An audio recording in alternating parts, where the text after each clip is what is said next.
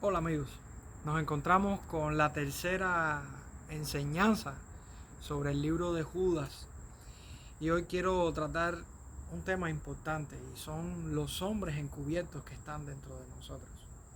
Muchos ejércitos en la historia han perdido grandes batallas por haber descuidado o ignorado aquellos enemigos que se han levantado contra ellos. Han subvalorado el potencial que tienen estos enemigos y han perdido batallas sumamente importantes. Así también ha pasado con muchas iglesias locales. Han subvalorado o descuidado las amenazas internas que han estado dentro de ellas, hombres corruptos que han tergiversado la verdad de Dios, tanto teológica como moral, y han logrado divisiones, vergüenzas, a punto de que algunas iglesias locales también han perecido, producto a no poder combatir y a subvalorar el daño que pueden hacer estos hombres. ¿Creen que Dios ignora a estos hombres, estos enemigos de Dios y de su pueblo que afectan negativamente la paz del rebaño del Señor? ¿Podremos reconocerlos entre nosotros? ¿Podremos saber quiénes son? ¿Para qué nos sirve poder distinguir y caracterizar a estos hombres que están entre nosotros?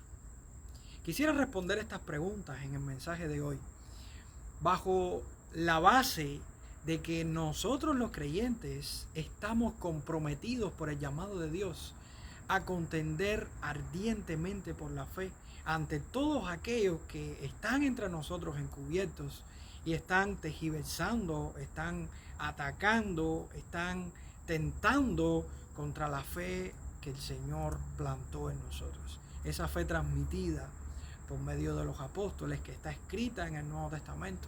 Tanto una fe teológica como una fe práctica está en ataque constantemente por hombres que se han levantado. Y ante estos hombres es el llamado que tenemos de parte de Dios para defender la verdad de Dios. El tema de hoy se llama Atentos ante los hombres encubiertos. Atentos ante los hombres encubiertos. Y entre el tema de hoy y el próximo tema, quisiera abordar la sección más larga de la carta, del versículo 5 al versículo 16. Hay 4 temáticas importantes en esta sección, del versículo 5 al versículo 16. Primero, 3 ejemplos de juicio. Segundo, características que tienen estos hombres a los cuales veremos cómo Dios va a ejercer su juicio sobre ellos. Tercero, la senda y el fin de estos hombres. Y cuarto, el juicio divino que les espera a estos hombres. Hoy específicamente quisiera tratar los 2 primeros temas. 3 ejemplos de juicio divino y características de los hombres que están encubiertos entre nosotros. Entonces trataríamos de versículo 5 al versículo 10.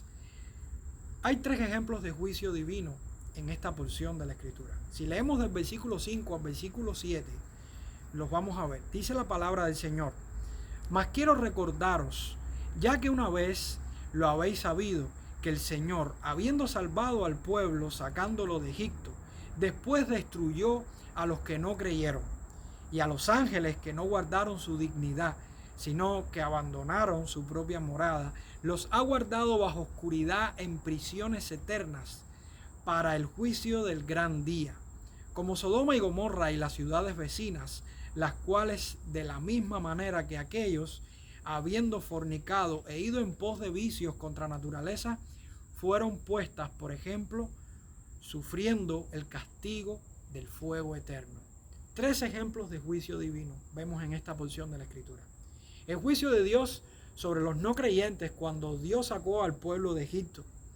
El encarcelamiento de los ángeles indignos a guardarlos en oscuridad en espera de juicio final. Y el ejemplo de sufrimiento del castigo de Sodoma, Gomorra y las ciudades vecinas por los pecados que cometieron. ¿Qué pretende el Señor enseñarnos con estos 3 ejemplos de juicio? Bueno, primero, el primer ejemplo nos enseña el impedimento a la entrada de la tierra prometida por la incredulidad de los hombres. Dios liberó a Israel de Egipto con mano poderosa, con mano fuerte, y hace pactos con ellos, y el pacto era un pacto condicional en el sentido de que la permanencia de este pueblo y la entrada de este pueblo a la tierra prometida dependía de su obediencia al pacto y a las leyes que Dios establecía sobre ellos.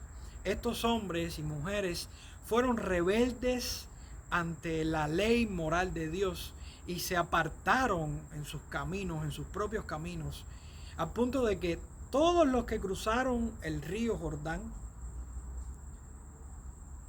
no fueron los mismos que cruzaron el Mar Rojo, con excepción de Josué y Caleb. De los que salieron de Egipto, que hay un aproximado de 1.207.100 personas, solamente entró a Canaán Josué y Caleb. Un pueblo que se apartó de Dios, que fue incrédulo ante la ley de Dios y ante los mandamientos de Dios, recibió las consecuencias de su pecado. El segundo ejemplo lo vemos en la desdicha de estos ángeles, que era mejor que no hubieran existido a que tuvieran, que no hubieran existido ante tener que encarar a Dios como un adversario el día de juicio final. Estos ángeles, que una vez estuvieron irradiados de luz, de gloria celestial, están guardados en oscuridad. Y son estos ángeles que dejaron la dignidad y perdieron su autoridad. Dios los ha guardado en prisiones eternas, de las cuales no hay poder que los libere, no hay poder que los pueda desatar. Ellos están condenados y esperan ese día de juicio final para ver a Dios como el adversario que los destruirá y los llevará a la eternidad en condenación.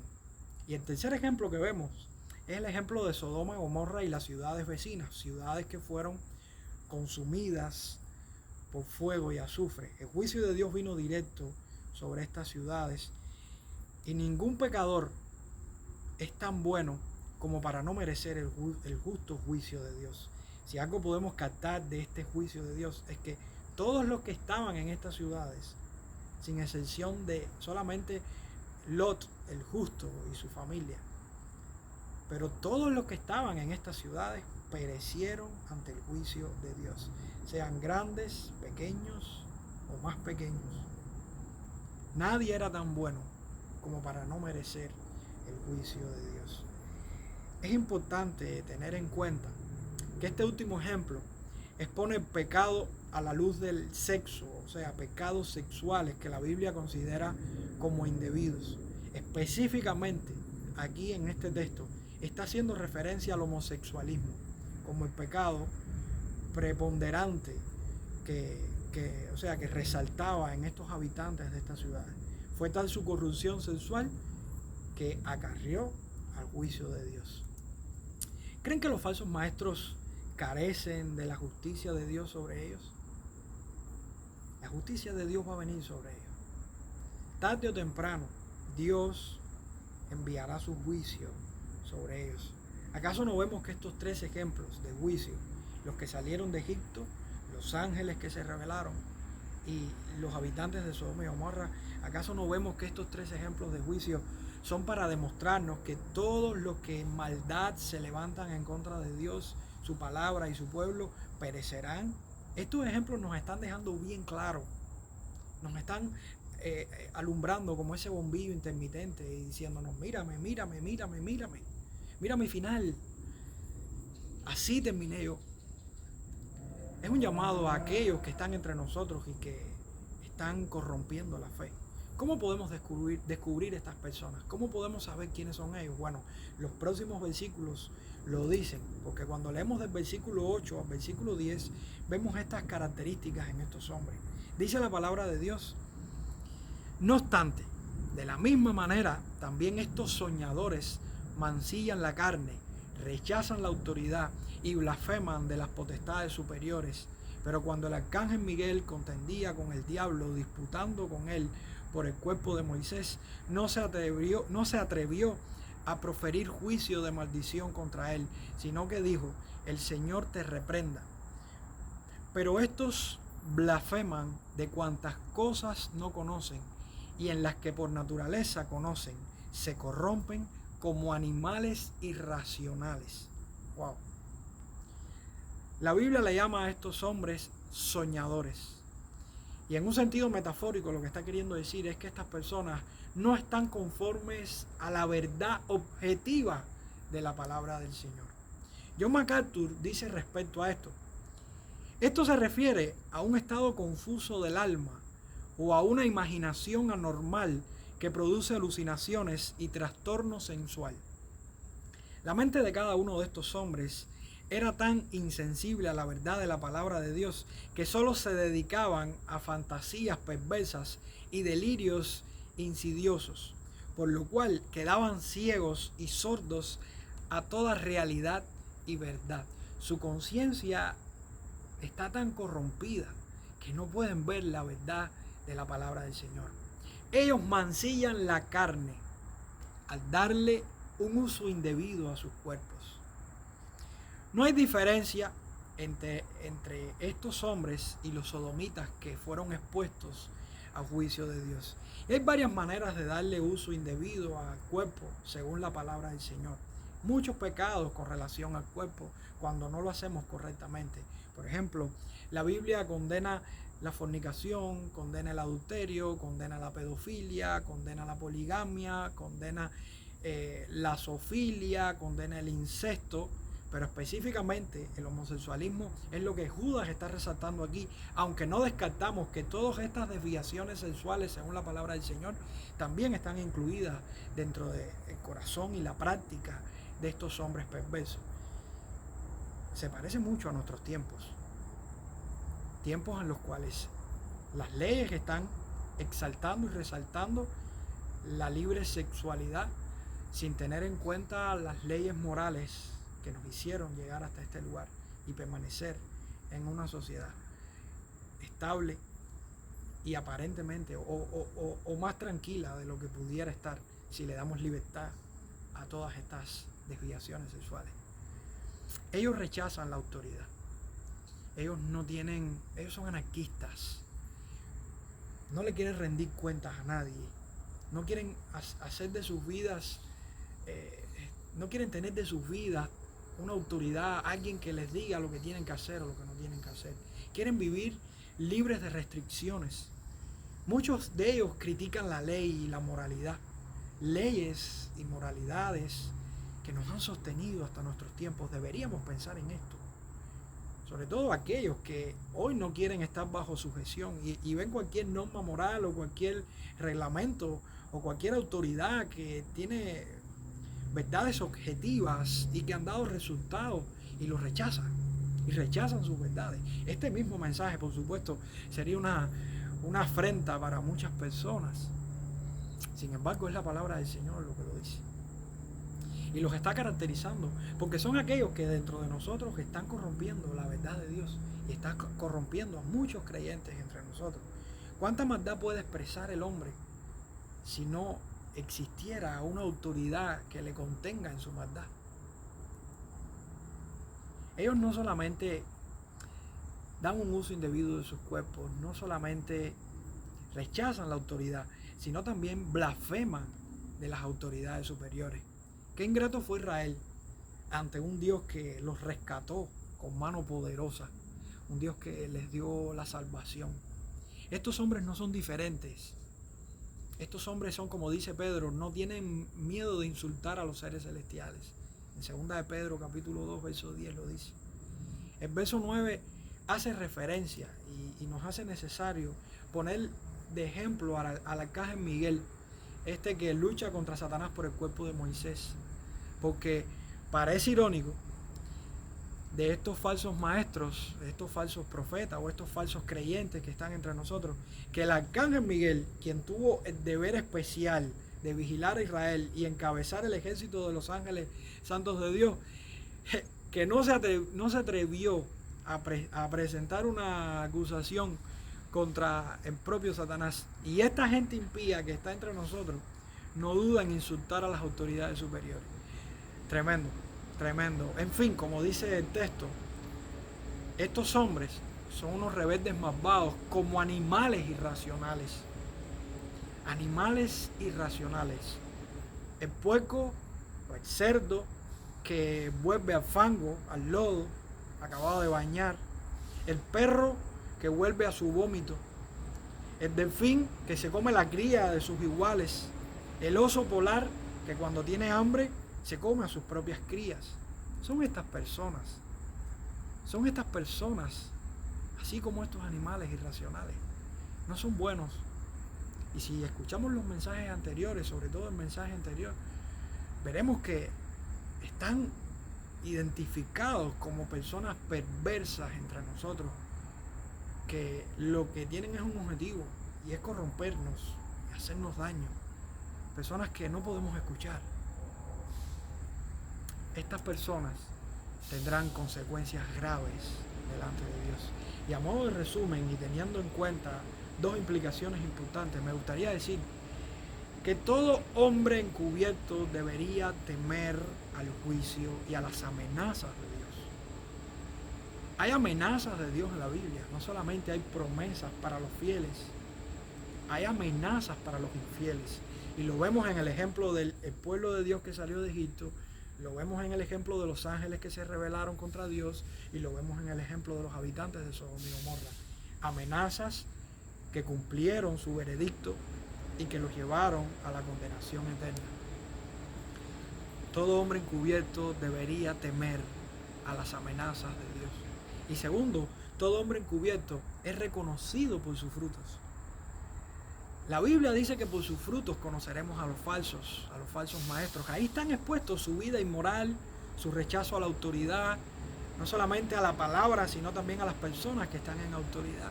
Son personas que no quieren aplicar la ley de Dios. La ley es su enemiga.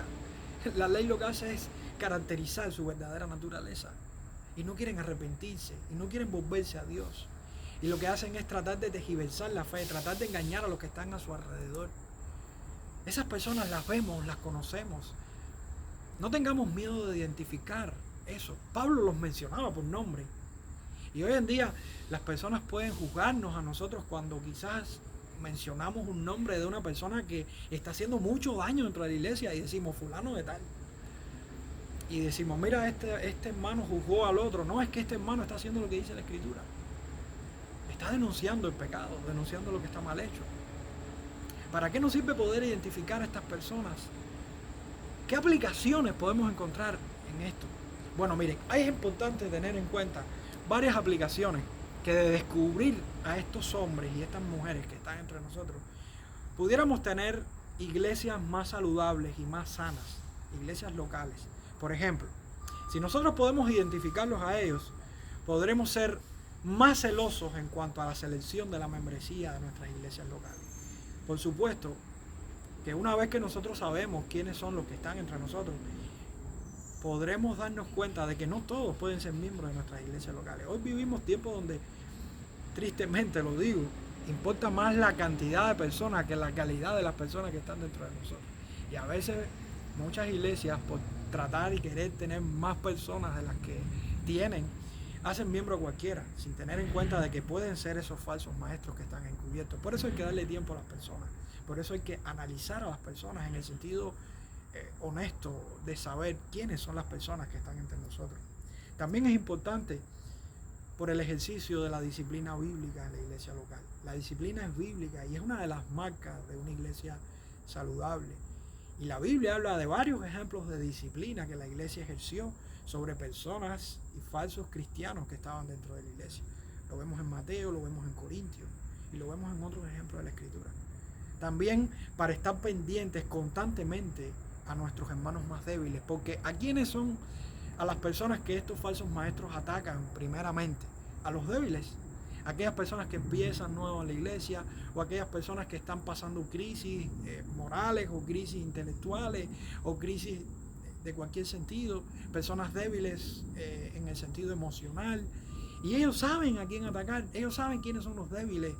Es como el lobo, como el depredador, el cocodrilo, el león en la manada. ¿A quién ataca? ¿A quién es el primero que ataca? Al más débil. No podemos descansar, ni por un momento. Y creo que esto es una advertencia o una señal para que nosotros como creyentes estemos claros de lo que creemos y prediquemos la sana doctrina, prediquemos la verdad de Dios, cueste lo que cueste, el precio que tengamos que pagar. Cada día la palabra de Dios se oscurece más ante la sociedad que vivimos. Cada día se está tratando de diluir el mensaje de la palabra de Dios, tratando de quitar la ley, quitar las normas y dejar solamente lo bonito. Queremos quitar las demandas del evangelio. Entonces queremos dar las ofertas. No, hermanos, tenemos que predicar las ofertas y tenemos que predicar las demandas. Tenemos una alta responsabilidad de predicar la verdad de Dios, de enseñar la sana doctrina, porque esto sacará la luz, sacará la verdad y sacará el carácter y la respuesta de aquellos que realmente aman la palabra del Señor o aquellos que la aborrecen. Debemos descansar en la soberanía de Dios, porque a veces también puede pasar que esto no es una lucha contra cacería de brujas. Esto es una lucha de fe y de paciencia. El trigo hay que dejarlo crecer con la cizaña. Jesús lo dijo. Nosotros enseñamos la verdad y la anunciamos, pero debemos descansar en la soberanía de Dios. Dios es soberano. Y en versículos anteriores vimos cómo esas personas están expuestas ante el decreto de Dios. Su final va a ser triste y lo vamos a ver la semana que viene, en el próximo mensaje. Glorifiquemos a Dios sobre todas las cosas, porque el final glorioso del Señor lo vemos en la Escritura, y es que Dios destruirá a sus enemigos, llevará a sus enemigos bien lejos de a sus hijos y su pueblo. Nosotros tenemos un final glorioso. Y quisiera dirigirme en estos momentos a quizás algún falso maestro que esté escuchando este mensaje. No sé si ha durado estos 20 minutos. No creo que los haya durado, pero si alguno lo está escuchando, me gustaría decirle que primero estás a tiempo de arrepentirte. Siempre que estés vivo, Dios te está dando cada momento de tu día, de tu respiración para que te arrepientas. Cada momento que Dios te esté dando arrepentimiento y no lo aproveches es una gota más para el peso de tu condenación. Arrepiéntete de tus pecados, porque Dios es soberano y hoy estás vivo, mañana no sabemos, independientemente de que puedas durar muchos años en esta tierra. Un día tendrás que encarar a Dios, un día tendrás que compadecer ante Dios. Y si no te arrepientes, eres un resultado y un testimonio de la justicia de Dios. Justa porque quieres seguir viviendo en esa maldad. Y esa maldad solamente te va a llevar a la condenación a la que fue ese pueblo que cruzó la tierra. Ese pueblo esas ciudades que Dios destruyó y esos ángeles que están en prisiones. ¿Quieres ser parte de esa gente? Estás a tiempo de arrepentirte. Hoy es el día para que te arrepientas y para que reflexiones qué estás haciendo en medio del pueblo. Quiero también hablar a cristianos débiles, porque puede ser que algunos cristianos en momentos de debilidades hayan caído en este asunto. Estás a tiempo de arrepentirte, estás a tiempo de reflexionar y buscar cristianos maduros que te levanten. Y quiero hablar a cristianos verdaderos, hermanos, les animo a seguir la fe, les animo a seguir viviendo en el Espíritu, a seguir combatiendo y a seguir usando la palabra del Señor para permanecer fieles y verdaderos ante el Señor. Que el Señor les bendiga y nos vemos en la próxima lección para seguir conociendo a estos falsos maestros que están entre nosotros.